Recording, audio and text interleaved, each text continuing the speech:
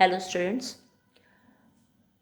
we have done exercise 5.2 up to question number 8.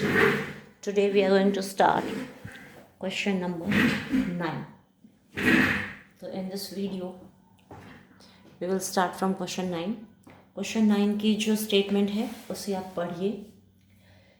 Statement है, यदि किसी एपी के तीसरे और नवें पद क्रमशः 4 और -8 हैं तो इसका कौन सा पद शून्य होगा.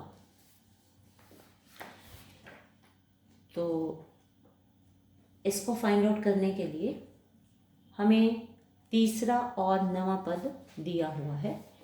तो फॉर दैट हम सबसे पहले इसका सूत्र लिख लें. ठीक है. अब इसने तीसरा पद दिया है 4, तो हम A3 लिखेंगे. A3 is given 4. ठीक है.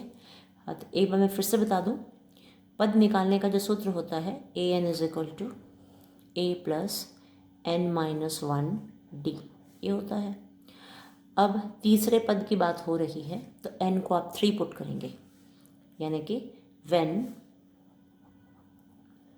n इज इक्वल टू 3, जब n का मान 3 है तो ये बन जाएगा A3 is equal to A plus 3 - 1D. A plus 3 में से 1 माइनस करा तो 2D आ गया. ठीक है. तो उम्मीद है आपको याद होगा. ठीक है. ये फॉर्मूला हमने डिस्कस किया था पहले वाली वीडियोस में, हम सब डिस्कस कर चुके हैं. अब नवा पद कहा है तो n के स्थान पे 9 लिख देंगे. यहाँ 9 आ जाएगा. A प्लस 9 में से 1 गए तो 8D. ठीक है.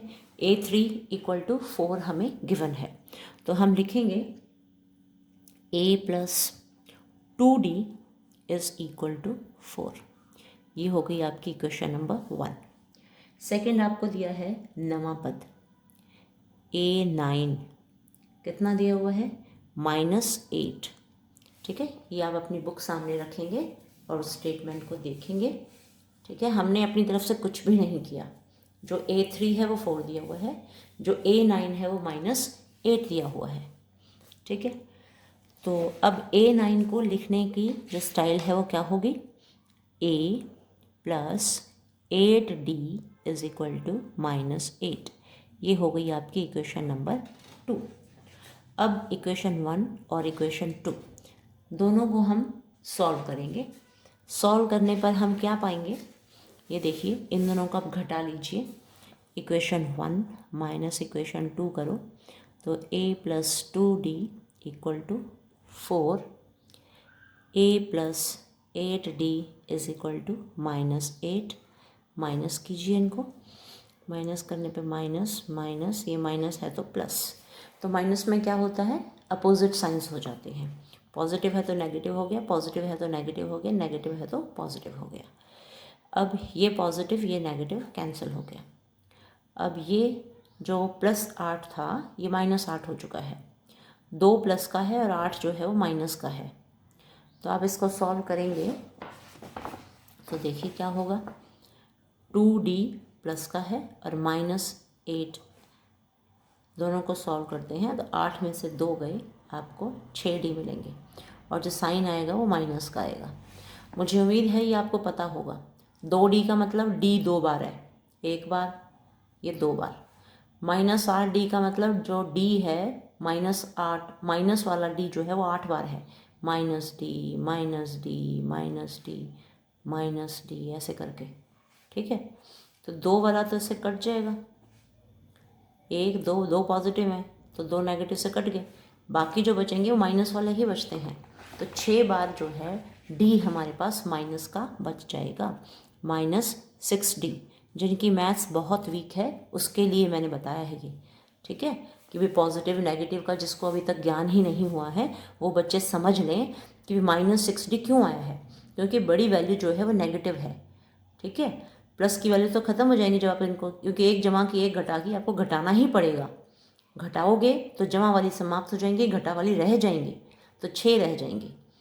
अब ये माइनस छिप चुका है, ये +4 है, ये +8 है, तो 8 + 4 हो गया आपका 12. D is equal to 12 upon 6, D is equal to 6 1 जा 6 2 जा, ये हो गया आपका -2। तो डी की वैल्यू जो है वो -2 हो गई है। अब आप ए की वैल्यू भी निकालेंगे, तो किसी भी रख दो, 1 में रख दो। यह मान 1 में रखने पर, इंग्लिश पढ़ने वाले बच्चे लिखेंगे put this value in equation 1। Equation 1 is a + 2d = 4। a + 2, d की वैल्यू है -2 = 4। a प्लस ये 2 2 4 हो गया, तो ये माइनस का 4 होगा = 4। a इज इक्वल टू 4, ये -4 वहाँ गया तो +4 हो गया। a इज इक्वल टू 4 + 4 हो गया 8। ठीक है, तो आपकी जो a की वैल्यू है वो 8 आ गई है। a की वैल्यू आ गई, d की वैल्यू आ गई। Now you have to find out that value which gives you 0। ठीक है, तो इसमें कहा गया था इसका कौन सा पद शून्य होगा। तो देखो आपकी जो टेक्स्ट बुक है उसको आप सामने रखिए, क्वेश्चन नंबर 9 है ये। Which term of this AP is 0। ठीक है, कौन सी टर्म जो है इस AP की 0 होगी। तो हम उसको AN ले लेंगे, यानी कि फॉर्मूला लिखेंगे ना आप, तो पहले AN is equal to A + n - 1d। अब हमें A की वैल्यू पता है, D की वैल्यू पता है। ठीक है, ये दोनों वैल्यूज़ हमें पता है, तो n हमें फाइंड आउट करना है। और AN क्या होना चाहिए आपका, 0 होना चाहिए। कि कौन सा ऐसा पद है जो शून्य होगा, तो हमने इसको तो लिख दिया शून्य, क्योंकि AN कौन सा है वी डोंट नो। A की वैल्यू पुट करो 8 प्लस n हमें नहीं पता, D की वैल्यू है -2, 0 इज इक्वल टू 8। इस -2 को n से मल्टीप्लाई करो, माइनस वाली संख्या को n से मल्टीप्लाई करोगे तो -2n। इस -2 को -1 से करो तो माइनस माइनस +2, तो 0 इज इक्वल टू 8 + 2 10 -2n। इसको वहाँ ले जाओ, 2n इज इक्वल टू 10। ये नेगेटिव था, वहाँ जाकर पॉजिटिव हो गया है। n is equal to 10/2, n is equal to 5। इसका अर्थ ये है कि जो 5th टर्म है वो आपकी 0 आएगी। ठीक है, जो 5वां पद है वो शून्य होगा। तो वीडियो को आप बड़ा करके देखिएगा, क्लिक करके, और इसको टेढ़ा कर लीजिएगा। आंखें फड़ाने की ज़रूरत नहीं है, इसको टेढ़ा करके अच्छे से बड़े बड़े अक्षरों में आपको दिखाई देगा। और नीचे वो होता है इसको बड़ा करने का। ठीक है, तो बच्चे तो काफ़ी टेक्नोलॉजी में एक्सपर्ट हैं, तो वो आप करना सीख लीजिए। क्वेश्चन नंबर 10 देखो अभी। क्वेश्चन नंबर 10 है, किसी AP का 17वां पद उसके 10वें पद से 7 अधिक है, इसका सारवंतर ज्ञात कीजिए। तो देखो क्वेश्चन नंबर 10, अपनी बुक को सामने रखो। किसी AP का 17वां पद, 17वां पद का मतलब A17, किसी AP का 17वां पद उसके 10वें पद से, 17वां पद इक्वल टू डाल दिया, 10वें पद से तो A10 लिख दिया, 7 अधिक है ऐसे। ठीक है, +7 कर दिया। इसका सारवंतर ज्ञात कीजिए। क्वेश्चन समझ में आ गया, अच्छे से देख लीजिए इसको। ये देखो, the 17th term of an AP exceeds its 10th term by 7. Find the common difference. सारवंतर निकालना है। ठीक है, 17वां पद क्या है, 10वें पद से 7 अधिक है, तो 17वां पद कहा तो 17वां पद हमने लिख दिया। 10वें पद से 7 अधिक है तो 7 अधिक कर दिया। ठीक है, जैसा कहा हमने वैसा कर लिया। और हमें निकालना क्या है, D की वैल्यू निकालनी है। अब इसको आप लिखिए, A प्लस 17वें पद के लिए लिखोगे 16D, क्योंकि जिस पद की बात की जाती है D उससे कम होता है, क्योंकि n-1 होता है ना सूत्र में। तो A प्लस n-1D, तो n को 17 रखोगे, 17 में से 1 घट गया तो 16D आ गया। A प्लस 16D बराबर, ये 10वां पद है तो A प्लस 9D प्लस 7। ठीक है, इसको सॉल्व कीजिए। किसी भी ए को आप खिसकाते हो, यहाँ वहाँ ले जाते हो। सपोज हम इन सबको ले आते हैं। We are having a plus 16d over here. इन सबको यहाँ लाओ, 7 को यहीं छोड़ो। ये ए यहाँ आ गई तो माइनस है, 9 यहाँ आ गया तो -9d इक्वल टू 7 अकेला रह गया। यानी कि ए और डी एक साइड इकट्ठे कर दिए, प्लस ए और माइनस ए कैंसिल हो गए। अब 16 में से 9 को घटा दो, 16 में से 9 घट गए आपके, 9 घट गए तो आपको मिलेंगे 7d which is equal to 7। d is equal to 7/7 जो कि आपको 1 देगा। ठीक है, दिस इज़ योर आंसर। इस प्रकार आपका जो 10th क्वेश्चन है ये कंप्लीट हो गया। अब जो 11th क्वेश्चन है, which term of AP 3, 15, 27, 39 will be 132 more than it's 54th term. जो हमें ये AP दी हुई है 132 more than it's 54th term, जो उसका 54वां पद है, कौन सा पद उसके 54वें पद से 132 अधिक है। ठीक है, ये है इसका अर्थ। जब आप टेक्स्ट बुक सामने रखेंगे, क्वेश्चन को देखेंगे तो आपको बहुत अच्छे से समझ में आएगा। टेक्स्ट बुक को आप सामने रखिए और इस लाइन को बार बार पढ़िए। We are talking about question number 11। Question number 11 में हमें AP दी हुई है 3, 15, 27, 39, ये डैश डैश डैश कर दिया। कौन सा पद उसके 54वें पद से 132 अधिक है। तो कौन सा पद है वो हमें पता नहीं है, तो n को हम n एज इट इज़ रख लेंगे, an मान लेंगे उसको। ठीक है ना। इस AP में, ये हमें AP दी हुई है, इस AP में जो a की वैल्यू है, जो a होती है वो पहला पद होता है, वो तो 3 है। ठीक है, और जो सारवंतर है 15 में से 3 घटाया, क्योंकि सारवंतर निकालने का तरीका क्या होता है, दूसरे में से पहला घटाओगे, तीसरे में से दूसरा घटाओगे। AP के जो सारवंतर होता है वो सेम होता है। 15 में से 3 घटाने पे आपको 12 मिलेगा। A और D को तो हमने निकाल कर रख दिया। अब AP का हम मान लेंगे कि मान लो AP का nवां पद 54वें पद से 132 अधिक है, हम ऐसे लिख लें। इसने पूछा है कौन सा पद उसके 54वें पद से अधिक है, तो जो इसने पूछा है ना उसी को हम मान लेंगे। माना AP का nवां पद, nth टर्म, nth पद 54वें पद से 20th पद से 132 अधिक है, अधिक है, ये हमने मान लिया। तो इसको मान लिया तो इसको लिख भी देंगे। AN is equal to A54 plus 132। 54वें पद से 132 अधिक, nवां पद 54वें पद से 132 अधिक है।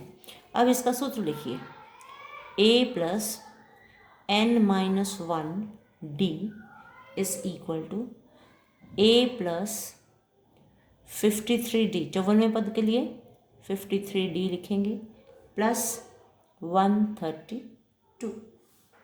यहाँ से A दोनों साइड से कैंसिल हो जाएगी, तो we get n-1d is equal to 53d plus 132।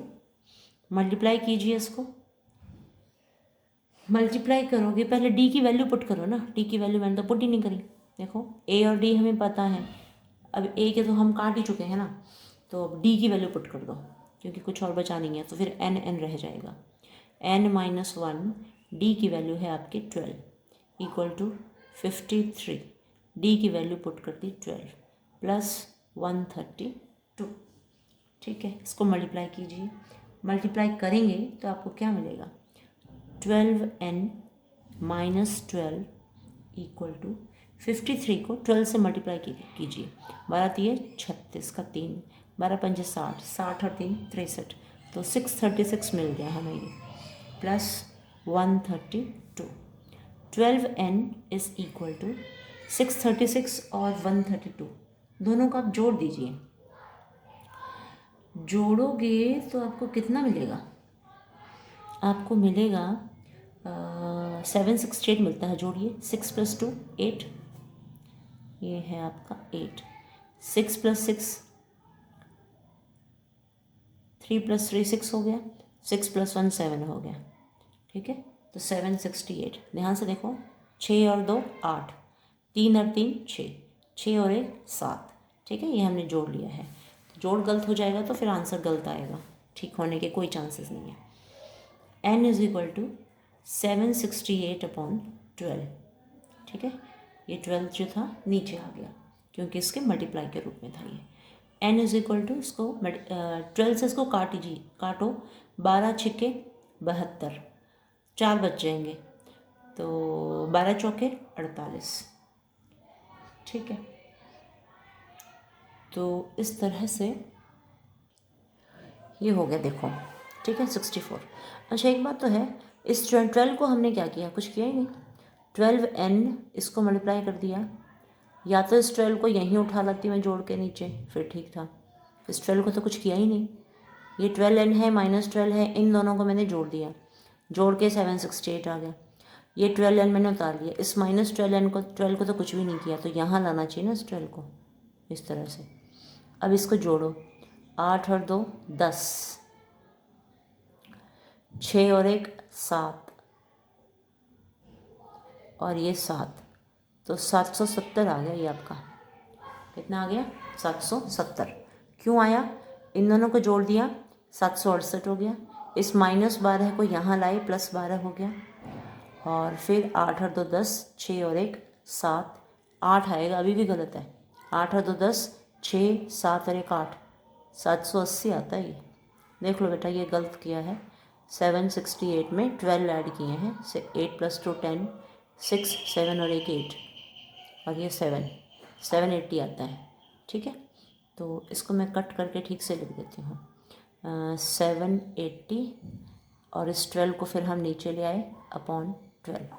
इसको काटिए अब, 12 छिके 72, तो 8 में से आप 2 घटाएंगे, 6 बचेगा, तो 6 और 0 हो गए 60, तो 12 पंजे 60, 65। इसमें तो ज़्यादा चेंजेस नहीं आए। ठीक है, तो इस प्रकार ये हो गया आपका। 780 को 12 से घटाया तो 65 आ गया। इसका अर्थ ये है कि AP का 65वां पद 54वें पद से 132 अधिक है। देयरफॉर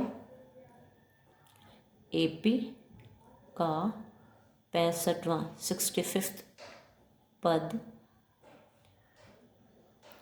54th पद से 132 अधिक है। This is our answer. ठीक है, सो 65th term is 132 more than the 54th term. So like this you have to write in English. Question number 12. दो समांतर श्रेणियों का सारवंतर समान है, यदि इनके 100वें पदों का अंतर 100 है, तो इनके 1000वें पदों का अंतर क्या होगा? तो अगर 100वें पदों का अंतर 100 है, तो 1000वें पदों का अंतर भी 100 ही होगा। ठीक है ना, क्योंकि अगर AP में है तो सारवंतर समान होता है इसमें। तो हम क्या, क्योंकि इसमें लेना क्या है, दोनों समांतर श्रेणियों का समान अंतर, जो सारवंतर है वो सेम लेना है ना। फिर से देखिए क्वेश्चन को, दो समांतर श्रेणियों का सार्व अंतर समान है, यानी कि अगर हम 2 AP मानते हैं तो सार्व अंतर तो आपको D ही लेके चलना है दोनों का। यदि इनके 100वें पदों का अंतर 100 है, तो इनके 1000वें पदों का अंतर क्या होगा? तो अब हम करके देखते हैं इसको। देखो, लिखते हैं हम इसको, क्वेश्चन नंबर 12 को। माना दोनों समांतर श्रेणियों का, दोनों AP समांतर श्रेणियों पूरा कहा गणकों के चक्कर में नहीं पड़ते, AP लिख देते हैं। मान लो दोनों AP का सारवंतर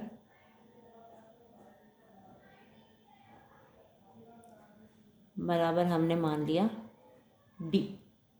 ठीक है, तो जो पहली श्रेणी है माना प्रथम समांतर श्रेणी हम मान लेते हैं, माना फर्स्ट एपी आपकी है A1, ठीक है, और दूसरी A1 plus D, A1 plus 2D, A1 plus 3D। ठीक है, इस तरह से चलती जाएगी, क्योंकि डी तो सेम रखना है हमने। इनको हमने जो एपी फर्स्ट एपी है उसको ए जो है वो A1 हमने ले ली, और जो सेकंड एपी है, 2 एपी माननी है ना हमें, तो उसको हम लिख लें A2 plus D, A2 plus 2D, A2 plus 3D, A2 plus 4D, इस तरह से चलती जाएगी। ठीक है, अब इसने कहा है समांतर श्रेणियों का 100वां पद, तो 100वें पद के लिए क्या करोगे? फर्स्ट समांतर श्रेणी जो है, फर्स्ट एपी का 100वां पद क्या होगा आपका? A1 प्लस 99D, क्योंकि 100वें पद की बात कर रहे हैं, तो जिस नंबर की बात करी जाती है उससे एक लेस होता है ना यहाँ पे, तो 100वें की बात करी जाती है या 99 आ जाएगा, A1 प्लस 99D। ठीक है, अब जो हमारी सेकंड एपी है, सेकंड एपी का जो हमारा 100th पद है, 100वां पद है, वो होगा आपका A2 प्लस 99D। ठीक है, अब इसने कहा, जो कहा है देखो बहुत ज़्यादा मायने रखता है, यदि इनके 100वें पदों का अंतर 100 है। क्वेश्चन फिर से देखो, 2 समांतर श्रेणियों का सार अंतर समान है, यदि इनके 100वें पदों का अंतर 100 है। इनके 100वें पदों का अंतर, यानी कि इसका 100वां पद हम ढूंढ चुके हैं, इसका 100वां पद हम ढूंढ चुके हैं। ठीक है, इन दोनों का जो डिफरेंस है वो हमें 100 दिया हुआ है। क्या दिया हुआ है? दोनों का जो डिफरेंस है वो हमें 100 दिया हुआ है, तो वो हम लिख लेते हैं। ये देखो, हम लिखेंगे प्रश्नानुसार, यानी कि प्रश्न में जो कह रहा है हम वही कर रहे हैं।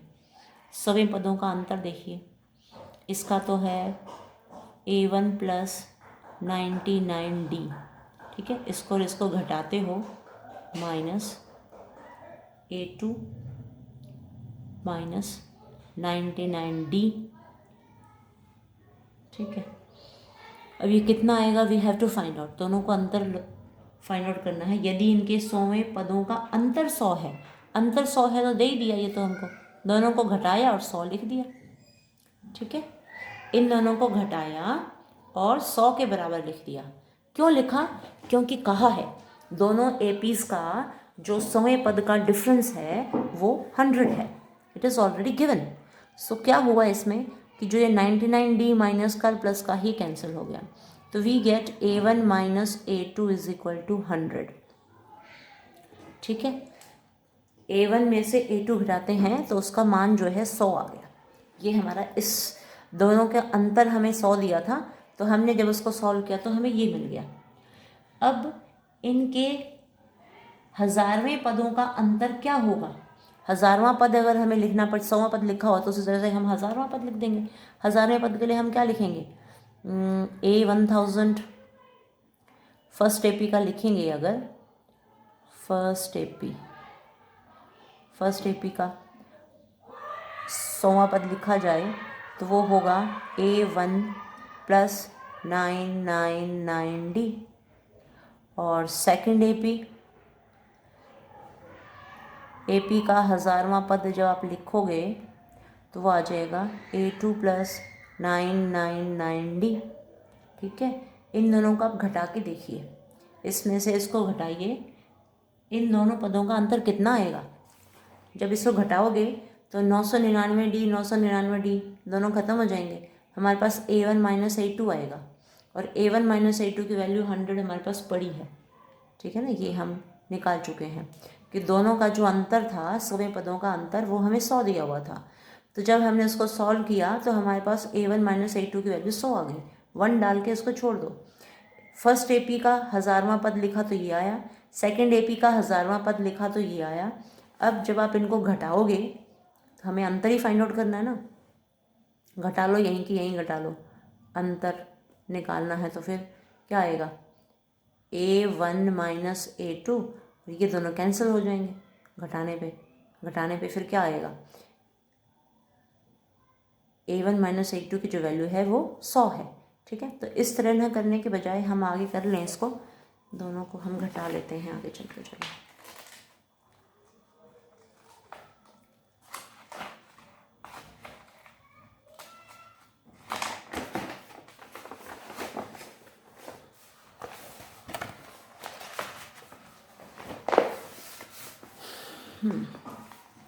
घटाओगे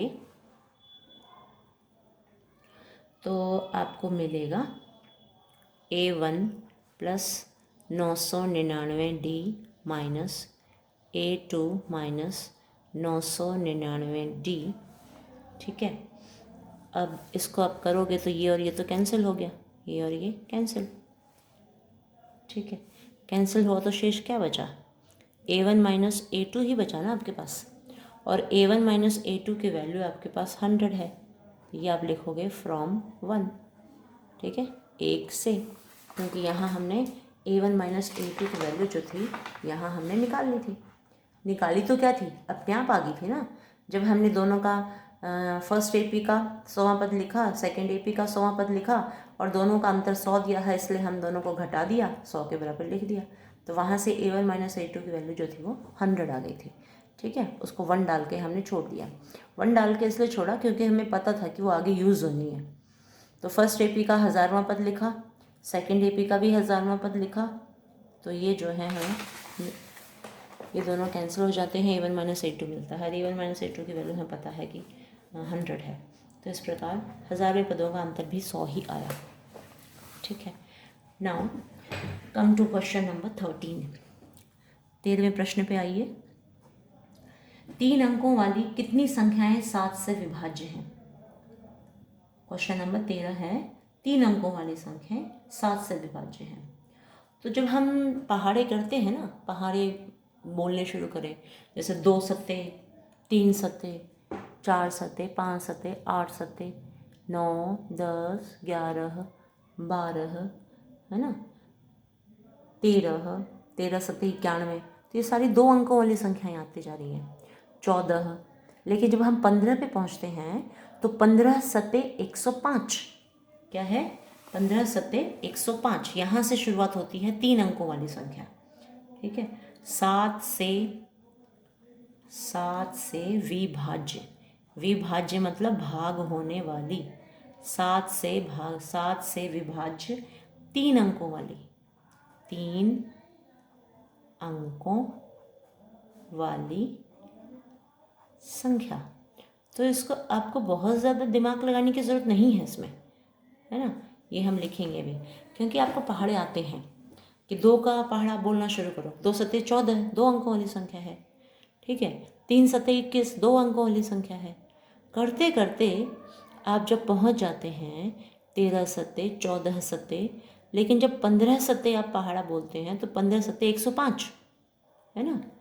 16 सत्ते करोगे, 17 सत्ते करोगे, 18 सत्ते करोगे, तो वो आपको 3 अंकों वाली संख्या मिलनी शुरू हो जाएगी यहाँ से। तो हम यहाँ लिखेंगे, पहली संख्या है आपकी 105। ठीक है, फिर 16 सत्ते करोगे तो 112, 17 सत्ते करोगे तो 119, करते करते आप पहुँचेंगे 994 तक पहुँचेंगे। ठीक है, कहाँ तक पहुँचेंगे, 7 से विभाजित 3 अंकों की जो बड़ी से बड़ी संख्या है। देखो ये इस 994 का कैसे पता चला हमें, क्योंकि हम 999 पे 3 अंक जो है वो समाप्त हो जाएंगे उसके बाद आपका 4 अंकों वाली संख्या आएगी। 999 के बाद 1000 आई ना, तो 1000 जो है 4 अंकों वाली संख्या है। 999 3 अंकों वाली संख्या है। तो आप रफ में इसको दिमाग लगा के सोचेंगे, इससे पहले 998, 997, बैक मारेंगे 996, 995, 994, ऐसे। ठीक है, तो इनको आप भाग करके देखें। 999 को 7 से भाग करोगे आपको नहीं पता चलेगा, वो भाग नहीं होगा। ठीक है, 998 को 7 से भाग करोगे पूरा भाग नहीं होगा, पूरा भाग नहीं होगा, पूरा भाग नहीं होगा, पूरा भाग नहीं होगा। इनको आप भाग करके देख लीजिएगा आपके सेटिस्फेक्शन के लिए। ठीक है, शेष बच जाएगा। जब आप भाग करते जाएंगे तो शेष बचेगा। इसमें भी शेष बचेगा, इसमें भी बचेगा, ऐसे ही बचेगा, ऐसे ही बचेगा। लेकिन जब आप 994 पे जाएंगे तो आपके पास कोई शेष नहीं बचेगा। 994 का 7 से पूरा भाग हो जाएगा। तो हमें पता चल गया फर्स्ट टर्म क्या है। 3 अंकों वाली पहली संख्या और अंतिम संख्या का हम पता लगा सकते हैं, क्योंकि 3 अंकों वाली संख्याएं जो होती हैं वो असंख्य संख्याएं नहीं होती हैं। 999 पे 3 अंकों वाली संख्या समाप्त हो जाती है। 1000 से 4 अंकों वाली संख्या जो है वो शुरुआत होती है। 4 अंकों के संख्या की शुरुआत 1000 से होती है। 1000, 1000, 1001, 1002, 1003 करते करते 9999 तक 4 अंकों की संख्या चलेगी। ठीक है, तो ये इसका फाइंड आउट करने का तरीका है। शुरुआत यहाँ से हुई, अंत यहाँ पे हुआ। तो फर्स्ट टर्म और लास्ट टर्म का हमें पता चल गया है। अब क्वेश्चन पूछा है कि ऐसी कितनी संख्याएं हैं, कितनी संख्याएं हैं, यानी कि हमें n की वैल्यू फाइंड आउट करनी है। ये टोटल 994 और 105 के बीच में आप गिनने थोड़ा ना बैठोगे। गिनने बैठोगे तो बहुत टाइम लग जाएगा। It's very difficult to count. तो इसलिए आप जो AP का जो तरीका आपने सीखा है, इस तरीके को आप लगाएंगे। आपके पास जो पहला पद है वो है 105। 3 अंकों की शुरुआत जो 7 के पहाड़े में आती थी वो 105 से शुरू हुई है। अब देखो सार अंतर जो है वो 7 का ही है। देखो 105 में 7 जोड़े 112, 112 में 7 जोड़े 119, 119 में 7 जोड़ोगे तो अगला आ जाएगा। तो जो सार अंतर है वो आपका 7 का है। और जो इसके लास्ट टर्म है, जो आपका अंतिम पद है, यानी कि AN, वो है 994। ठीक है, आप इसको भाग करके देख लीजिएगा। 7 के पहाड़े से 994 को भी भाग कीजिएगा, आपको पता चल जाएगा कि ये पूरा भाग हो जाता है। ठीक है, तो अब आप सूत्र लिखेंगे और n की वैल्यू फाइंड आउट कर लेंगे, क्योंकि 1, 2 और 3 चीज़ें आपके दी हुई हैं, चौथी आप निकाल सकते हो। सूत्र लिखिए, AN = A + n-1d। पदों को निकालने का सूत्र हमने लिख लिया। अब AN की वैल्यू है 994, यानी कि अंतिम पद हमने लिख लिया। जो फर्स्ट पद है वो 105 है, प्लस n-1d, d जो है वो 7 है। तो 994, इस 105 को यहीं उठा लो, 105 बराबर 7 से इसको मल्टीप्लाई कर दो, 7n-7। तो अब इस 7 को भूल मत जाना, इसको लेके चलेंगे। पिछले क्वेश्चन में हमने -12 को छोड़ दिया था ना, यहाँ उठा के नहीं लाए थे, तो वहाँ उठ के गया था तो +12 हो गया था। तो अब बी अवेयर ऑफ। तो अब देखिए ये 105 यहाँ गया तो -105 हो गया। अब आप इसको घटाइए। 994 में से 105 को आप घटाएंगे तो कितना आ जाएगा? 14 में से 5 घटाए, आपको मिला 9। यहाँ रह गए 8। 9 में से 1 घटाई, यहाँ पे आ गया 8। ठीक है, अब इस -7 को यहाँ लाए तो +7 हो गया, = 7n। वैसे इसका एक तरीका और भी था, चलो अब हो गया। हाँ, जोड़िए इसको। 7 और 9 16 हो गए, असल 1, 8 और 1 9 हो गए, और ये 8/7 बराबर n। ठीक है, अब आप इसको काटिए, 7 के पहाड़े से भाग कीजिए। 7 एकम 7, 1 बच गया, 19 हो गए हैं। 19 हो गए हैं तो 7 दूनी 14। 19 में से 14 को घटाया, 5 रह गए, 5 और 6 56 हो गए, तो 7 × 8 = 56। तो n का जो मान है वो 128 आ गया। ठीक है, इसका मतलब 105 से 994 तक हम काउंटिंग करते हैं, 7 से भाग होने वाली संख्याएं, तो वो 128 संख्याएं हैं। तो 128 को गिनने में कोई 1 मिनट होने लगेगी। It takes lot of time.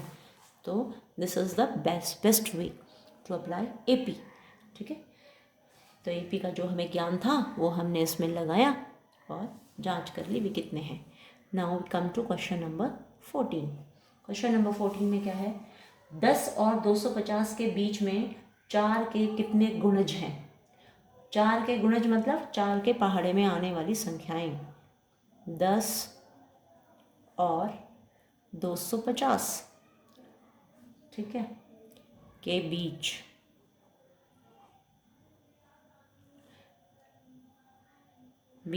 में 4 के गुणज, 4 के गुणज, गुणज का मतलब है भाग होने वाली, 4 के पहाड़े में आने वाली। ठीक है, तो हम क्या करेंगे, अब 10 से लेकर 250 तक कहा है। 10 तो 4 के पहाड़े में नहीं आता ना, 10 के बाद हम शुरुआत करें, 10 के बाद हम 11 करते हैं तो 11 भी नहीं आता 4 के पहाड़े में। ठीक है, फिर हम देखें 12 आ गया, तो 12 से शुरुआत होगी 4 के पहाड़े में आने वाली। 12 और 4 16, 16 और 4 20, 20 और 4 24, करते करते करते हमें कहाँ तक जाना है, 250 तक। अब 250 तो 4 के पहाड़े में नहीं आता ना, है, तो आप क्या इससे थोड़ा बैक मारेंगे। जैसे 250 है तो 250 आपको पता है कि 4 के पहाड़े में नहीं आता 250। ठीक है, 4 में नहीं।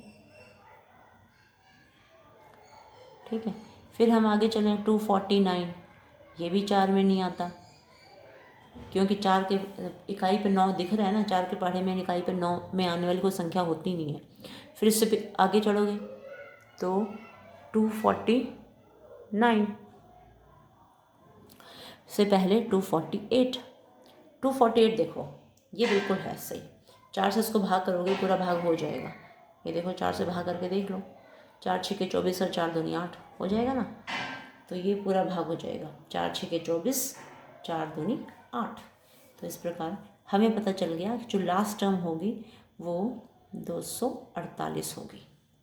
ठीक है, तो फर्स्ट टर्म और लास्ट टर्म का हमें पता चल गया है। अब ये जो क्वेश्चन है बिल्कुल इस जैसा बन गया है।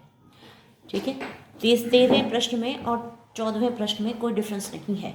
फ़र्क ये था कि यहाँ पे तो कह दिया था 7 से विभाज्य 3 अंकों वाली संख्या, यहाँ अंकों का कोई चक्कर नहीं किया। इसने तो सिर्फ ये कह दिया कि 10 और 250 के बीच में 4 अंकों के गुणज कौन से हैं।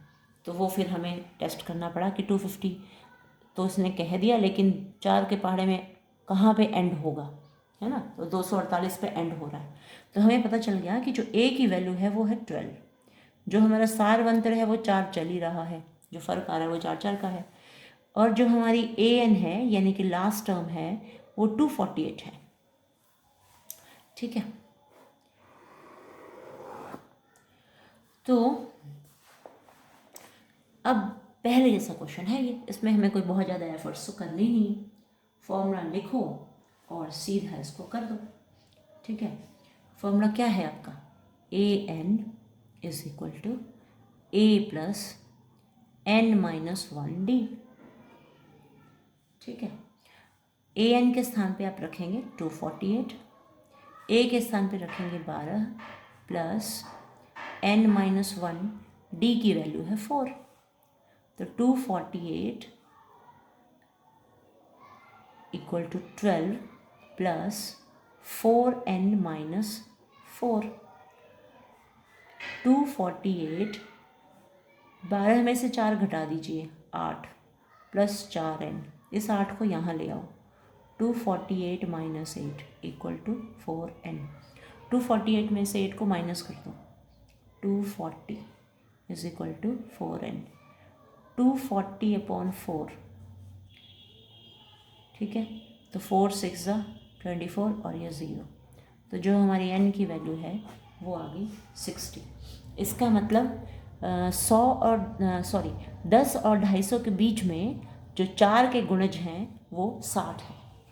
ठीक है, तो इस तरह से आपका जो आंसर है ये कंप्लीट हो गया। या लैंग्वेज में लिखना चाहे तो लिख दीजिए, या इतना निकाल के छोड़ दोगे तो भी you will get full marks. Question number 15, 15वां क्वेश्चन देखिए। n के किस मान के लिए दोनों समांतर श्रेणियों, अब 2 समांतर श्रेणी दी हुई हैं, एक तो दी है 63, 65, 67 डैश डैश डैश डैश इस तरह से, और जो दूसरी समांतर श्रेणी दी है AP1 मान ली हमने, और जो AP2 है वो हमें दी हुई है 3, 10, 17। इसने कहा है कि n के किस मान के लिए दोनों समांतर श्रेणियों ये और ये के nवें पद बराबर होंगे। तो nवें पद हमको फाइंड आउट करने हैं, ठीक है। तो nवां पद, इसका भी nवां पद चाहिए, इसका भी nवां पद चाहिए। जो हमारी फर्स्ट AP है, इसकी जो A है वो तो है 63, और जो D है देखिए निकालिए, 65 में से 63 घटा दो तो आपको मिल जाएगा 2, ठीक है। तो nवां पद इसका आप बड़े आराम से फाइंड आउट कर सकते हो। तो हम लिख सकते हैं फर्स्ट AP का nवां पद, तो लिखने की क्या होती है style, an is equal to a plus n-1d, ठीक है। तो an is equal to a का मान है आपका 63 प्लस n-1d की वैल्यू है आपकी 2, ठीक है। इसको आप सॉल्व कीजिए, सॉल्व करोगे तो 63 प्लस 2n-2 ऐसे आ गई। 63 में से 2 घटा दो तो an इज इक्वल टू आपको मिलेगा 63 में से 2 घट गए 61 आ गया है, 61 प्लस 2n, ठीक है। तो फर्स्ट AP का जो nवां पद है वो तो हमें पता चल गया। अब जो सेकंड AP है, सेकंड AP क्या थी हमारी, मैं लिख लेती हूँ, यहाँ पे लिख लो। सेकंड AP वो आपकी है 3, 10, 17 करते करते ये चलती जा रही है। तो इसमें आपका जो A है वो तो है 3, जो D है वो 10-3 यानी कि 7 है,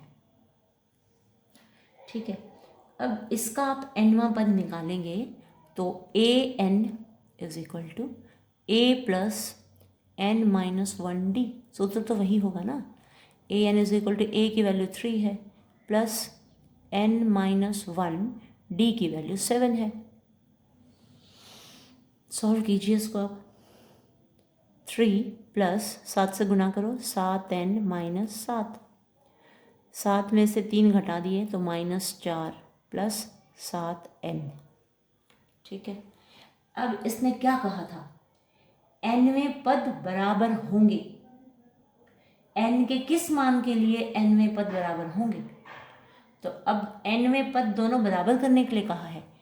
सेकंड AP का nवां पद ये है, फर्स्ट AP का nवां पद ये है, दोनों को इक्वेट कर दो, ठीक है। इसको आप रखिए इक्वेशन नंबर 1, इसको कहिए इक्वेशन नंबर 2, ठीक है। फ्रॉम 1 and 2, फ्रॉम 1 and 2, 1 तथा 2 से हमें मिलेगा 63, कितना था ये 61 आया था ना, यहाँ पे an is equal to 61 plus 2n आया था, तो इसी को पुट करो, 61 plus 2n is equal to -4 plus 7n। इसको उठा के आप यहाँ लाओ, 61 -4 को यहाँ लाओगे तो +4 हो गया, इक्वल टू 7n-2n। 64 में 4 प्लस करोगे तो 65, 7n में से 2n माइनस करोगे तो 5n, 65/5 is equal to n। 5 से इसको डिवाइड करो, 5 1 = 5, 5 3 = 15, तो n की वैल्यू आ गई 13। तो 13वां पद जो है, दोनों समांतर श्रेणियों के जो 13वें पद हैं वो समान होंगे, ठीक है। जैसे क्योंकि ये 63, 65, 67 करते करते ही बढ़ते जा रहे हैं, और यहाँ से 3, 10, 17 करते करते ये बढ़ता जा रहा है। तो इसका जो 13वां पद आएगा, 13th पद, वो दोनों जो हैं वो इक्वल होंगे, दोनों की जो वैल्यूज़ होंगी वो बराबर होंगे।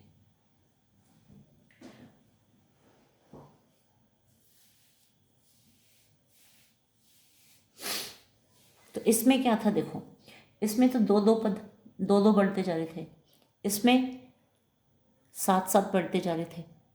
ठीक है, सेकंड एपी तो सात सात से बढ़ रही थी और इसमें दो दो से बढ़ रही थी, क्योंकि कॉमन रेफरेंस 2 का था, इसमें 7 का था। तो 13वें पद पर पहुँच कर ये इन दोनों की जो वैल्यू होगी वो सेम हो जाएगी। ठीक है, उम्मीद है क्वेश्चन समझ में आ गया होगा। 2 एपी थी, फर्स्ट एपी और सेकंड एपी। इसको AP1 AP2 मानना भी कोई ज़रूरी नहीं है, सीधा लिख दो फर्स्ट एपी का nवां पद ये, सेकंड एपी का nवां पद ये, और फिर दोनों इक्वल का ही है nवें पद, तो nवें पद आपने सामने रख दिए, आंसर आ गया। 15th के बाद we come to question number 16। Question number 16 पे आइए। वह एपी ज्ञात कीजिए जिसका तीसरा पद 16 है और 7वां पद 5वें पद से 12 अधिक है। वह एपी हमें ढूंढनी है। क्या है, तीसरा पद 16 है, तीसरा पद 16 कहाँ है, तो A3 16। 7वां पद 5वें पद से 12 अधिक है, तो पहले इसको लिखो आप। तीसरा पद A3 = 16 है, तो तीसरे पद का सूत्र A + 2D, क्योंकि जिस पद की बात की जाती है उससे एक कम होता है। तीसरा पद है तो D एक कम हो गया ना, तो 3 से घटाया 2, A + 2D = 16। This is equation number 1 बना के छोड़ दी। फिर इसने कहा 7वां पद, 7वां पद का मतलब A7। 7वां पद 5वें पद से 12 अधिक है, तो 5वां पद भी लिख लिया। 7वां पद 5वें पद से 12 अधिक कर दिया, यानी कि 12 को जोड़ दिया। जैसे जैसे क्वेश्चन कहता जा रहा है वैसे वैसे हम करते जा रहे हैं। 7वें पद के लिए आप लिखोगे A + 6D। 5वें पद के लिए आप लिखोगे A + 4D + 12। सॉल्व करो उसको, A से A ख़त्म हो जाएगा ना, यहाँ ले आओ सबको।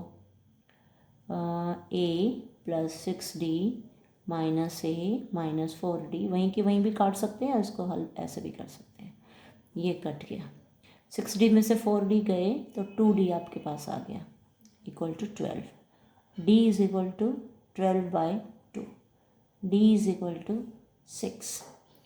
तो आपका जो कॉमन डिफरेंस है वो 6 आ गया है।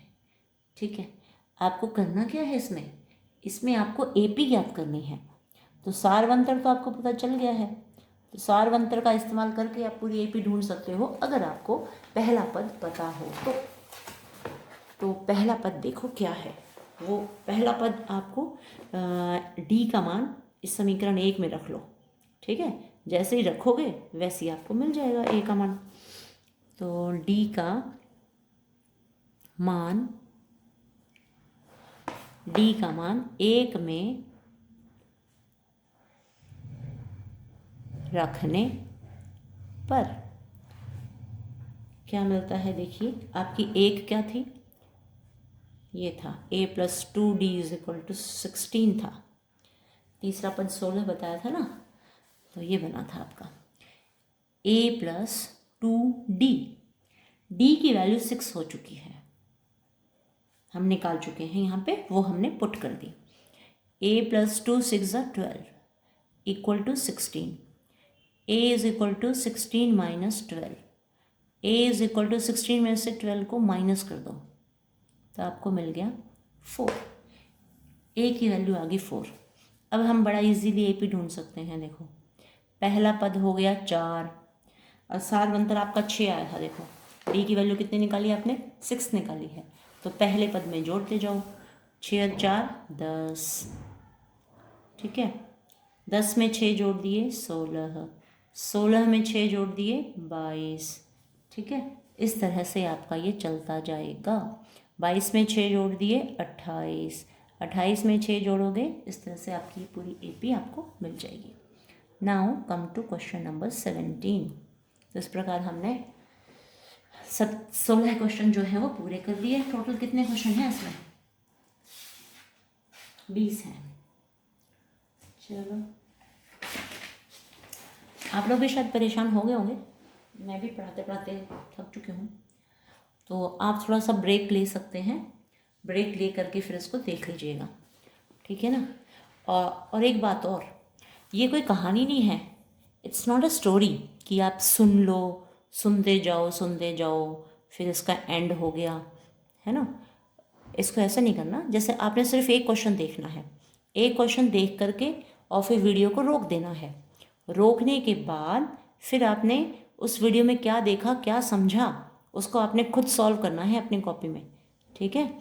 जैसे मैं लिख रही हूँ ना, जैसे मैं किताब से क्वेश्चन को देख रही हूँ, वैल्यूज़ को देख रही हूँ, उसी तरह से आपने कॉपी पेन ले करके अपनी टेक्स्ट बुक में से और इस वीडियो में से सारी वैल्यूज़ उतारनी है, ठीक है। क्वेश्चन को समझना है, समझ के फिर जैसे मैंने किया है वैसे आपको करना है, रोक करके वहीं। पहले एक क्वेश्चन जैसे अब जैसे मैंने क्वेश्चन नंबर 9 से स्टार्ट की थी ये वीडियो, है ना। ये रही क्वेश्चन नंबर 9 से मैंने स्टार्ट किया। तो इसकी मैंने वैल्यूज़ पढ़ ली, पढ़ के सारी सॉल्व करती गई। तो आपने इसको समझना है, इसको वीडियो को ऑन करके यहाँ तक आप समझ लेंगे, फिर वीडियो को टिक करके हाथ से टच करके इसको रोक देंगे। रोकने के बाद इस क्वेश्चन को पूरे को अपनी रफ कॉपी में सॉल्व करना है, ठीक है ना। ये नहीं कि 10वां क्वेश्चन भी देख लिया, 11वां भी देख लिया, 12वां भी देख लिया, ऐसे नहीं करना आपने, ठीक है। साथ साथ निकालते जाना है, वीडियो को रोकते जाओ, क्योंकि परेशान भी नहीं होगे। आपको ऐसा नहीं लगेगा कि मैं बहुत देर से वीडियो देख रही हूँ, क्योंकि आप रोक दोगे। एक बार देखा, रोका, फिर किया, फिर चलाया, फिर देखा, समझा, फिर उसको अपने आप से किया, इस तरह से, ठीक है।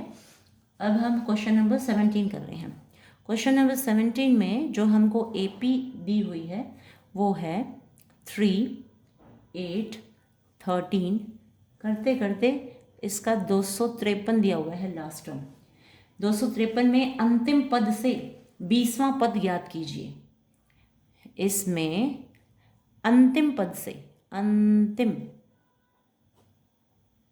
पद से 20वां पद ज्ञात करना है, 20th पद ढूंढना है ये आपको, ठीक है।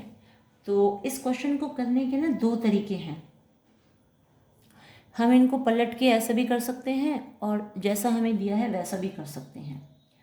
तो इसमें क्या है कि हमें फर्स्ट टर्म यानी कि पहला पद तो दिया है 3, और जो सारवंतर है D वो 8 - 3 यानी कि 5 है, और उसकी जो लास्ट टर्म है वो 253 है, ठीक है। तो इसको आप क्या कर सकते हो, अंतिम पद से 20वां पद, इसका एक फॉर्मूला तो ये है, मैं करवा देती हूँ उसको, और फिर मैं एक तरीके से और से कराऊंगी इस क्वेश्चन को, वो थोड़ा सा ज़्यादा इजी लगे आपको, क्योंकि ये नया फॉर्मूला ऐड हो जाएगा ना ये। अब यहाँ हम लिखेंगे अंतिम पद से 20वां 20th पद, 20वां पद वो हो जाता है L- सूत्र लिख रहे हैं आप ये n-1d, ठीक है। ये आपका फॉर्मूला है। L यानी कि लास्ट टर्म में से माइनस n-1d करते हो तो आपको मिल जाता है। अब जो लास्ट टर्म है वो है आपका 253, 253 माइनस n की वैल्यू है 20, 20 - 1, और जो d है वो आप निकाल चुके हो, ये 5 है। तो 253 माइनस 20 में से 1 घटा दिया 19 गुणा 5, 253 माइनस 19 पंजे 95 होते हैं, ठीक है। 253 में से 95 घटा दो तो 13 में से 5 गए 8, 14 में से 9 गए 5, और ये 158 आ गया। तो ये ना थोड़ा सा लिटिल बिट L-n-1d ये एक नया सूत्र है, और कोई मतलब तरीका नहीं है। अगर इस तरह का दिया हुआ है अंतिम पद से 20वां पद, अगर इस तरह की AP लेके चलते हो तब तो ये होगा, लेकिन इस क्वेश्चन को हम ऐसे कर सकते हैं, जैसे कि बैक मारना शुरू कर दें। हम इसको लिखें 253, अब ये 5 5 जुड़ के आ रहा है, अब बैक चलेगी तो आपकी AP क्या बन जाएगी, 253 में से आप 5 घटाइए, 13 में से 5 गए 8, यानी कि 248 आ जाएगा। फिर 5 घटाओगे, 8 में से 5 गए 3, करते करते करते जो आपकी लास्ट टर्म होगी वो 3 होगी। ठीक है, देखो अब बड़े आराम से आप कर सकते हो, क्योंकि में अंतिम पद से 20वां पद नहीं है। ये तो था ना 3, 8, 13, 253, में अंतिम पद से 20वां पद, तो अंतिम पद तो यहाँ से बैक मारना पड़ेगा ना, तो हमने उस टाइप का बना लिया उसको। अब ये स्टार्टिंग से ही हमारा हो जाएगा 20वां पद, और बड़े आराम से आंसर जो है वो निकल आएगा, क्योंकि हमने जो अब तक डिस्कस किया वो अंतिम पद से निकालने का क्या सूत्र होगा वो मैंने आपको अब तक नहीं बताया है। और उसका जो सूत्र है, लास्ट टर्म में से हम घटाते हैं n-1d को, तब हमें मिलता है वो, जिस भी पद की बात की जाए, 20वां कहे, 30वां कहे, 100वां कहे, जो भी कहे, ठीक है ना, लास्ट से। तो लेकिन it's a little bit difficult. नया सूत्र याद करने के बजाय आप इसको इस तरह से कर लीजिए कि सारवंतर 5 का है इसमें, तो 5 5 घटाते जाओगे तो आप 5 5 घटाते घटाते 3 पे पहुंच जाओगे। तो इसमें जो आपकी ए की वैल्यू होगी वो 253 है, और जो आपका डी है वो 248 में से 253 घटाओगे तो आपको -5 मिलेगा, है ना, क्योंकि सेकंड में से फर्स्ट, थर्ड में से सेकंड, ऐसे बैक मारते हैं ना डी निकालने के लिए। तो सारवंतर जो है यहाँ पे जब पलट के आपने लिख लिया तो सारवंतर -5 आ गया। जब सीधी लिखी हुई थी तब सारवंतर 5 था, यहाँ -5 हो गया है। ठीक है, तो इस डिफरेंस को आप समझिए अच्छे से, क्योंकि अब हमें फर्स्ट टर्म भी पता है, लास्ट टर्म भी पता है, तो हम बड़े आराम से निकाल सकते हैं। देखो हमने सीखा हुआ है an = a + n-1d। ठीक है, इससे बिल्कुल आप परिचित हो, इस सूत्र से आप परिचित नहीं थे इसलिए मैंने ये बताया है आपको। an की वैल्यू है आपकी 3, a है आपका 253, n है आपका 20, इसको तो आप ढूंढेंगे ना। ठीक है, 20वां पद तो आप ढूंढ रहे हैं, तो यहाँ पे आप लिखेंगे A20, सूत्र लिखा पहले, यहाँ लिखेंगे A20। ठीक है, 3 नहीं लिखेंगे आप यहाँ पे, 20वें पद की खोज चल रही है। आपका A है 253, N है 20 -1, D की वैल्यू है -5। A20 आपका आएगा, यानी कि 20वां पद, N के स्थान पे आप 20 लिखा, 253 प्लस 20 में से 1 घट गए 19 इंटू -5, 253 माइनस 19 पंजे 95। ठीक है, आप इसको घटाइए, 158 आएगा। ठीक है, देखो यही बिल्कुल वैसा का वैसा बन गया है, देखो सूत्र वही है, बिल्कुल वही का वही, L - n-1d बन गया। क्यों? क्योंकि इसमें सारवंतर जो है वो घटा का आ गया है, तो यहाँ माइनस लग गया। जो ये फर्स्ट टर्म है आपकी, इस सूत्र में तो फर्स्ट टर्म है, A20 = 253, यानी कि A + n-1d का सूत्र लगा यार, आ गया। ठीक है, तो सिचुएशन तो बिल्कुल वैसी की वैसी बनी है, तो आप समझ गए होंगे अच्छे से। इसको बहुत ध्यान से करिएगा, समझिएगा, क्योंकि अंतिम पद से 20वां पद कहा है, यानी कि यहाँ से स्टार्ट करना है, यहाँ से स्टार्ट करना है, तो हमने यहाँ से स्टार्ट होने वाली AP ही लिख ली यहाँ पे। ठीक है, ये जो AP है उल्टी से स्टार्ट करी हमने और फर्स्ट पे हमने पहुँचाया इसको। क्वेश्चन नंबर 18 देखिए अभी। किसी AP के चौथे और 8वें पदों का योग 24 है तथा छठे और 10वें पदों का योग 44 है। इस पद के प्रथम 3 पद ज्ञात कीजिए। तो हम 2 मिनट रुकते हैं, पानी पियाती हूँ मैं। तो अब देखिए क्वेश्चन नंबर 18 में क्या है। क्वेश्चन नंबर 18, 19, 20, बस 3 ही क्वेश्चन रह गए, जल्दी से निपटा लेते हैं। किसी AP के चौथे और 8वें पदों का योग 24 है तथा छठे और 10वें पदों का योग 44 है। इस AP के प्रथम 3 पद ज्ञात कीजिए। तो क्या क्या ज्ञात करना है? प्रथम पद, तो प्रथम पद तो मान लिया, माना प्रथम पद, प्रथम पद ए है, ठीक है। इससे पी के प्रथम 3 पद ज्ञात कीजिए। प्रथम पद तो हमने मान लिए, ठीक है। और सारवंतर इसका हम लेंगे डी, सार अंतर को हम लेकर चलेंगे डी। अब इसने कहा है कि चौथे और 8वें पदों का योग, चौथा का मतलब A4, 8वां का मतलब A8, इनका योग, योग मतलब हमने जोड़ दिया, जोड़ने पर कितना मिलता है 24, ठीक है। फिर कहा छठे और 10वें पदों का योग, ये छठा पद A6 प्लस 10वां पद तो A10, इनको जोड़ने पे कितना मिल रहा है 44। ये देखो बिल्कुल इजी क्वेश्चन है। प्रथम पद को ए एज्यूम कर लिया और डी, सारवंतर को डी लिख लिया। सब क्वेश्चन में हम प्रथम पद को ए मान के चलते हैं, सारवंतर को डी ही लेके चलते हैं। अब चौथे और 8वें को जोड़ा 24 आया, छठे और 10वें को जोड़ा 44 आया। तो जब हम इनको करेंगे तो ये इक्वेशन, एक इक्वेशन ये बन जाएगी, एक इक्वेशन ये बन जाएगी। दोनों इक्वेशन को सॉल्व करोगे वैसे ही ए और डी की वैल्यूज हो जाएंगी। मेरे ख्याल से इक्वेशन आप खुद कर सकते हो, ठीक है। चलो फिर भी मैं कर देती हूँ, करना ही पड़ेगा। तो A4 चौथा पद आपको लिखना है तो आप लिखोगे A+3D। प्रैक्टिस होगी अब आपकी, क्योंकि जिस पद की बात की जाए डी उससे एक कम होता है। प्लस A8 है तो A प्लस यहाँ पर आ जाएगा 7D इक्वल टू 24। हम पहले इसी को कर लेते हैं, इसको बाद में करेंगे।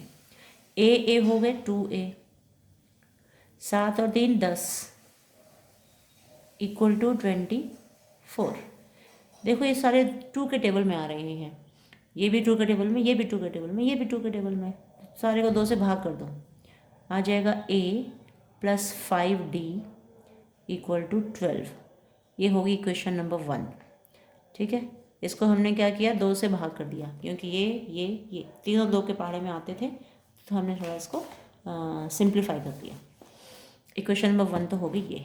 इक्वेशन नंबर 2 यहाँ से मिलेगी, हम साइड बाय साइड इसको कर लेते हैं। चलो A6 है तो A6 को आप लिखोगे A plus 5D plus A10 को लिखोगे A प्लस 9D, क्योंकि जिस पद की बात की जाती है D उससे एक कम होता है, क्योंकि हमारा सूत्र क्या होता है, सूत्र होता है AN is equal to A plus N-1D।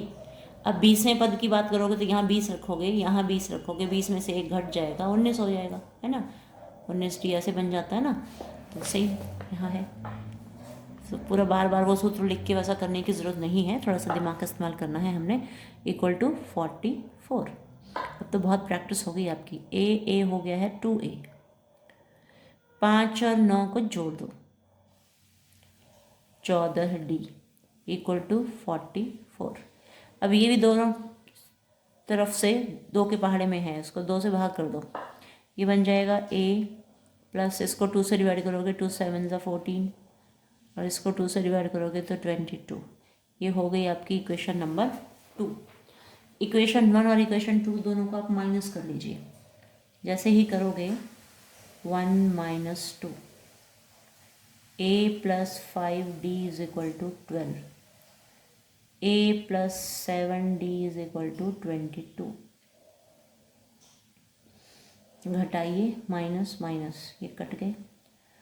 अब घटाओगे तो आपको -2D मिल जाएगा इक्वल टू, इसको भी तो घटाना है ना, 2 में से 2 गए 0, 2 में से 1 गए 1, ये भी नेगेटिव आएगा, ठीक है, क्योंकि बड़ी संख्या आपकी माइनस की है। 22 हुआ है ना माइनस का, -7D था, ये +5 था तो -2D हो गया। -22 और 12 को सॉल्व किया तो -10, ये माइनस माइनस कैंसिल हो जाएंगे। 2D इज इक्वल टू 10 है, D इज इक्वल टू 10/2 करोगे तो D इज इक्वल टू आपको 5 मिल गया, ठीक है। D आ चुका है, इस वैल्यू को इक्वेशन 1 में रख दो, तो मैं यहीं कर देती हूँ उसको।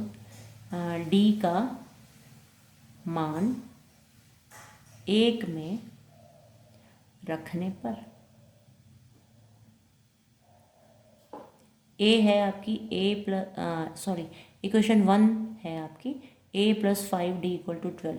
समीकरण एक ये है ना, इसमें 5 डी के स्थान पे 5 रखिए =12।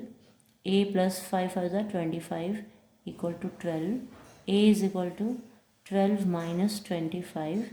a=5 में से 2 गए 3, 2 में से 1 गए 1, तो -13 आपको मिलता है। तो इस प्रकार आपको सारवंतर 5 आ गया और जो प्रथम पद है वो -13 आ गया। तो हमें क्या करना था, हमें एपी ढूंढनी थी, है ना। हमें क्या कहा गया था, इस एपी के प्रथम 3 पद ज्ञात कीजिए। तो प्रथम 3 पद, तो पहला पद पता चलेगा तभी पे हम अगले पदों का पता लगाएंगे ना। तो पहला पद हो गया -13 और सारवंतर हमें पता है कि 5 है। तो क्योंकि सारवंतर के बिना हम अगली टर्म निकाल नहीं सकते, तो आपकी जो एपी होगी, प्रथम 3 पद हम लिख लें। एपी के 3 पद कहे हैं इसमें। तो पहला पद तो हो गया -13। -13 में आप 5 जोड़ेंगे तो -8। -8 में 5 जोड़ेंगे, ये देखो जोड़ना है।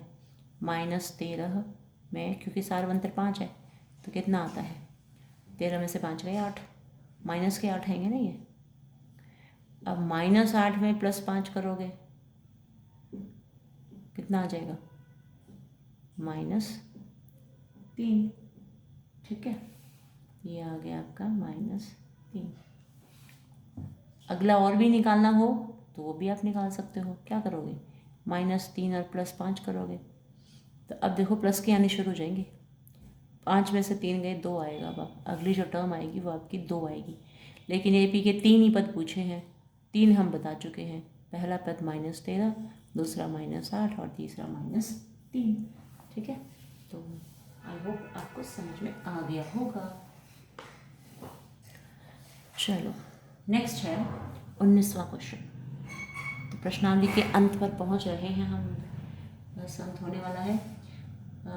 सुब्बा राव ने 1995 में 5,000 रुपये के वार्षिक वेतन पर कार्य आरंभ किया और प्रत्येक वर्ष 200 रुपये की वेतन वृद्धि प्राप्त की। किस वर्ष में उसका वेतन 7,000 रुपये हो गया। तो शुरुआत उसने क्या करी थी, 5,000 रुपये से। तो प्रथम पद यानी कि ए है आपका 5,000, जो उसने वेतन की शुरुआत की वो 5,000 रुपये से की। फिर 200 रुपये बढ़ते गए। इसने कहा ना कि प्रत्येक वर्ष 200 रुपये की वेतन वृद्धि हुई, इसका मतलब आपका सारवंतर है ये 200 रुपये, यानी कि हर साल 200 रुपये बढ़ते गए। अब कितने साल में, यानी कि एन की वैल्यू फाइंड आउट करनी है, कितने साल में 7,000 रुपये हो जाएंगे। ठीक है, पहले देखो, पहले 5,000 मिले उसको पहले साल में, फिर 200 रुपये बढ़ गए तो 5,200 हो गए। फिर अगले साल 200 और बढ़े, 5,400 हो गए। करते करते उसके 7,000 कब हो जाएंगे, क्वेश्चन ये है। ठीक है, 7,000 कब हो जाएंगे, यानी कि लास्ट टर्म जो है वो हमारी 7,000 है। तो हम ए एन की जो वैल्यू है वो हम 7,000 लेके चलेंगे। ठीक है ना, एन का हमें अपना ही पता चल जाएगा। तो फॉर्मूला हम लिखेंगे AN = A + n-1D। तो प्रैक्टिकल में यूज़ होने वाली चीज़ें हैं ये। आगे जब आप SSC के या टेस्ट वगैरह दोगे तो लेकिन दिमाग नहीं जाता इन चीज़ों पे कि भाई हम इस तरीके से AP के तरीके से निकाल सकते हैं इन क्वेश्चंस को। तो ये है आपका 7,000, जो आपकी A है वो है 5,000। N हमें ढूंढना है, D हमें पता है कि 200 है। 7,000 में से 5,000 घटा लो, यहाँ ले आओ उठा के इसको, -5,000 = इसको मल्टीप्लाई कर लो, या n-1 200 है, पढ़ाई रहने दो, नीचे ले आना। 7,000 में से 5,000 घटा दो, कितना आ जाएगा? 2,000। ठीक है, 2,000 है और ये गुणा 20 है, इस 20 को नीचे ले आओ। 20 नहीं है, 200 है। n-1 गुणा 200 है ना, 200 को नीचे ले आए, n-1 यहीं रह गया। ये 0 0 कट गई आपकी, 2 1 ज़ा 2 10 ज़ा 20, 10 इज इक्वल टू n-1।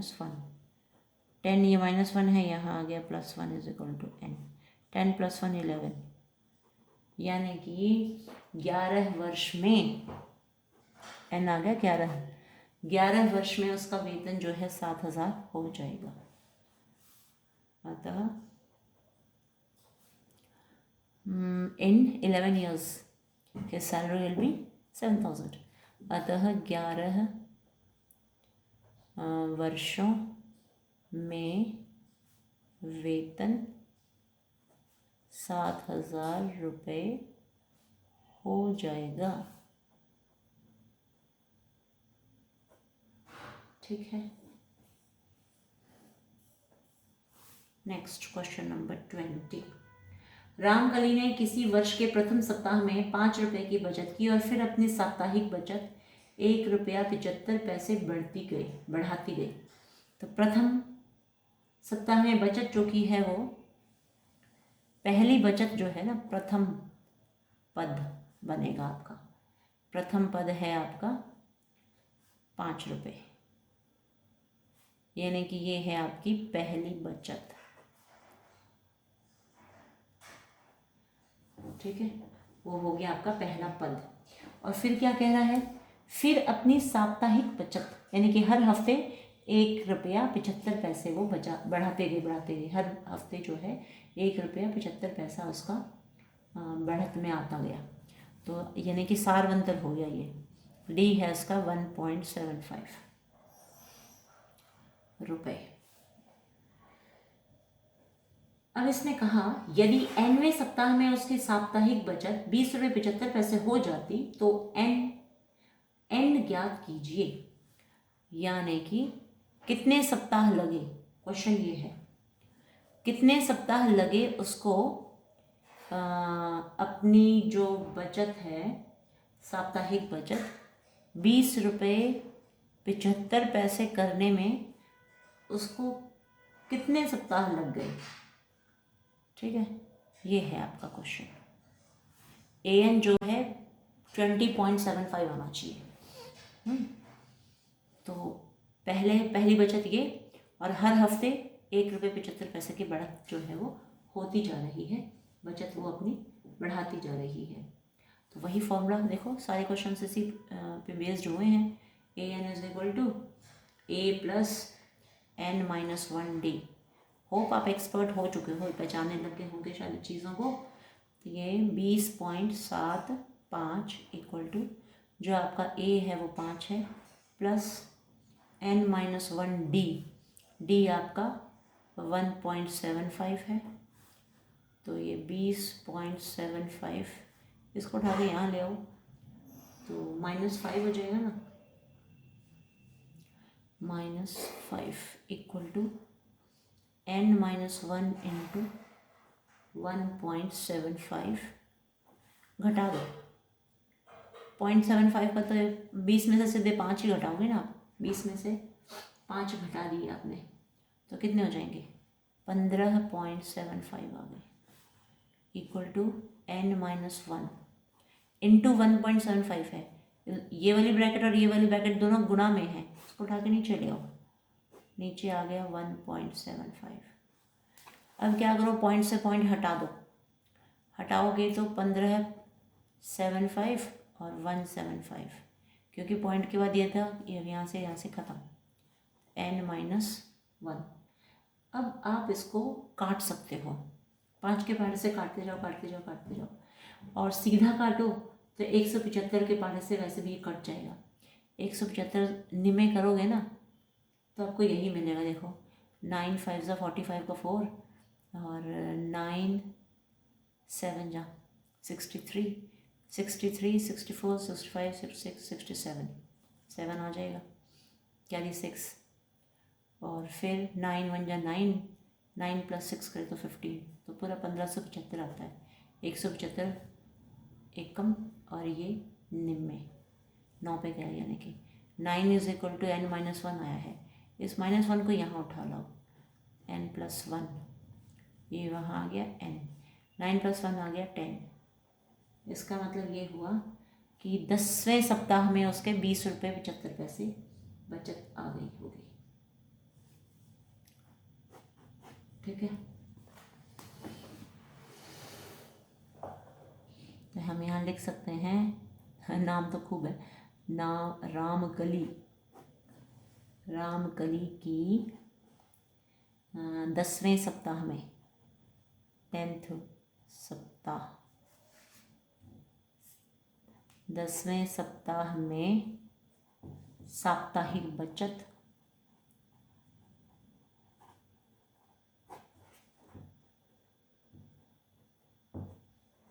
बचत 20 रुपये 75 पैसे होगी। ठीक है, बाकियों में भी ऐसे लिखना था, ये कहीं लिख दिया कहीं नहीं, वो आप खुद कर लेना, जहाँ ध्यान रहा वहाँ लिख दिया, कहीं कहीं तो नहीं लिखा है वो देख लेना अभी आप, जो भी पूछा गया है। पिछले क्वेश्चन में 11 वर्षों में वेतन जो था वो 7,000 हो गया था। ठीक है ना, तो इस प्रकार हमारी जो एक्सरसाइज है दी एंड हो गई। 5.2 is finished. Now we have to do 5.3। 5.3 में कितने क्वेश्चंस हैं? काफ़ी हैं क्वेश्चंस तो इसमें। अब एक्स्ट्रा क्लास भी ले नहीं सकते। हाँ, गवर्नमेंट ने 10 से 1:30 का टाइम किया हुआ है, एक्स्ट्रा क्लास लें तो ऑब्जेक्शन आ जाए, वो भी डर लगता है लेते हुए बच्चों। नहीं तो एक्स्ट्रा क्लास लेके हम सारा काम क्लास में फिनिश ही कर लें, कोई परेशानी ना हो, वीडियो बनाने की ज़रूरत ही ना पड़े। Okay, all the best. आप अच्छे से इनको तैयार कीजिए, खूब प्रैक्टिस कीजिए, एक क्वेश्चन को समझिए, फिर वीडियो को रोकिए, फिर अपनी कॉपी में कीजिए। ठीक है, याद रखिए इस बात को सिर्फ कहने के लिए नहीं है। Okay, all the best.